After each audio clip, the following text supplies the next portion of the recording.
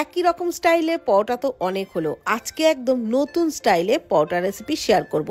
তার জন্য 1 কাপ ময়দা, 1 কাপ আটা, পরিমাণ মতো লবণ, 3 টেবিল চামচ সাদা তেল দিয়ে সমস্ত কিছু খুব ভালো করে আগে মিশিয়ে নিচ্ছি। তারপর অল্প অল্প জল দিয়ে ডোটাকে একটু সফট করেই মেখে নেব। তো ডোটা যেন খুব বেশি নরম না হয়, আবার যেন শক্তও না হয়। মোটামুটি আমরা লুচি পরোটার জন্য যেরকম ডো মাখি ঠিক সেরকমভাবেই ডোটাকে মেখে নিচ্ছি। খুব ভালো করে ডোটাকে ঠেসে ঠেসে মাখতে হবে। যত ভালো করে মাখা হবে ততই কিন্তু পরোটাও খেতে ভালো হবে। আর মেখে নেওয়া হয়ে গেলে আমি ঢাকা দিয়ে 10 মিনিটের জন্য ডোটাকে রেস্টে রাখবো। ততক্ষণে পুর বানিয়ে নেব। একটা বোলের মধ্যে নিয়ে নিচ্ছি বেশ অনেকটা পরিমাণে পেঁয়াজ কুচি। এখানে প্রায় 5-6টা মতো পেঁয়াজ একদম মিহি করে কেটে নিয়েছিলাম, মানে পাতলা করেই কেটে নিয়েছি।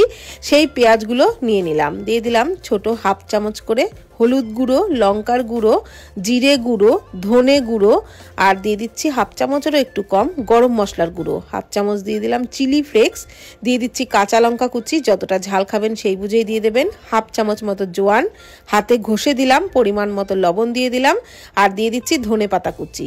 এইবার 1 টুকরো লেবুর রস দিয়ে দিচ্ছি, তাহলে পরোটার টেস্ট কিন্তু আরও বেশি ভালো লাগবে। দিয়ে দিচ্ছি ছোলার ছাতু, 3 টেবিল চামচ পরিমাণে ছাতু দিয়ে দিচ্ছি। আর যদি ছাতু না থাকে তাহলে তার পরিবর্তে আপনারা বেসনও দিতে পারেন, তবে বেসন দিলে কিন্তু বেসনটাকে আগে একটু ভেজে নিয়ে তারপর পেঁয়াজের সাথে মিশিয়ে নেবেন। তো এইটুকু ছাতু বা বেসনের জন্য কিন্তু বাইন্ডিংটাও ভালো হবে আর পরোটাগুলো খেতেও দারুণ লাগবে। এইবার যে ডোটা মেখে রেখেছিলাম সেটাও 10 মিনিট হয়ে গেছে, আবারও একটু ঠেসে ঠেসে ভালো করে মেখে নিচ্ছি। তারপর ওর থেকে বড় বড় সাইজের করেই লেচি কেটে নিচ্ছি।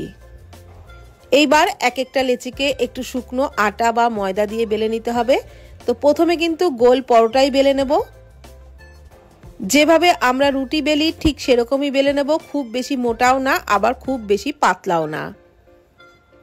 তো এরকম গোল করে পরোটা বেলে নেওয়া হয়ে গেলে পেঁয়াজের যে পুরটা বানিয়ে রেখেছিলাম সেটা মাঝখানে বেশ কিছুটা পরিমাণে দিয়ে দিচ্ছি। পুরটা একটু বেশি করে দিলে খেতে কিন্তু দারুণ লাগবে। পুরটাকে এইরকম তিকোণ মাপের করে দিলাম। এইবার চারি সাইডে একটু জল লাগিয়ে নিয়ে ঠিক তিকোণ মাপের পরোটাই কিন্তু বানিয়ে নিচ্ছি। এইভাবে একটু জল লাগিয়ে নেবেন, তাহলে এই ভাঁজগুলো একদমই খুলবে না।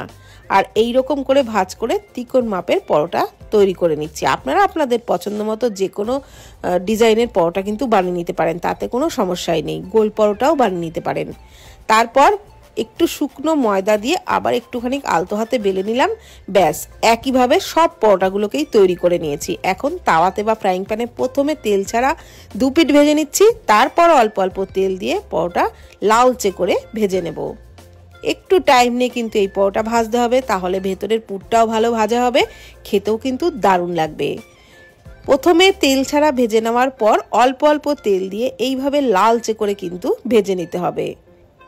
আর আমি সবসময় যে কোনো পরোটাই একটু কড়া ভাজা পছন্দ করি, তাই 2 পিঠ একটু বেশ লালচে করেই ভেজে নিচ্ছি। আপনারা আপনাদের পছন্দ মতো ভেজে নেবেন। এইভাবে দেখবেন একটু চেপে চেপে ভাজতে ভাজতে পরোটা কিন্তু বেশ ফুলেই উঠবে। খুব বেশি বলের মতো না ফুললেও এই পরোটাগুলো কিন্তু মোটামুটি ভালোই ফোলে। তো একটা ভেজে নেওয়া হয়ে গেছে, আর একই রকমভাবে আমি বাকিগুলোকেও ভেজে নিয়েছি। এইবার একটা ছিঁড়ে দেখাচ্ছি, দেখলেই বুঝতে পারবেন যে কতটা পুরে ঠাসা হয়েছে পরোটাগুলো। আর খেতেও কিন্তু যেমন নরম তুলতুলে তেমনই দারুণ টেস্টি হয়েছিল। তো আপনারাও বানিয়ে ফেলুন। আচার, যে কোনো আচার বা রায়তার সাথে পরিবেশন করবেন, খেতে দারুণ লাগবে। আর ভিডিওটি ভালো লাগলে প্লিজ কমেন্ট করবেন। ধন্যবাদ।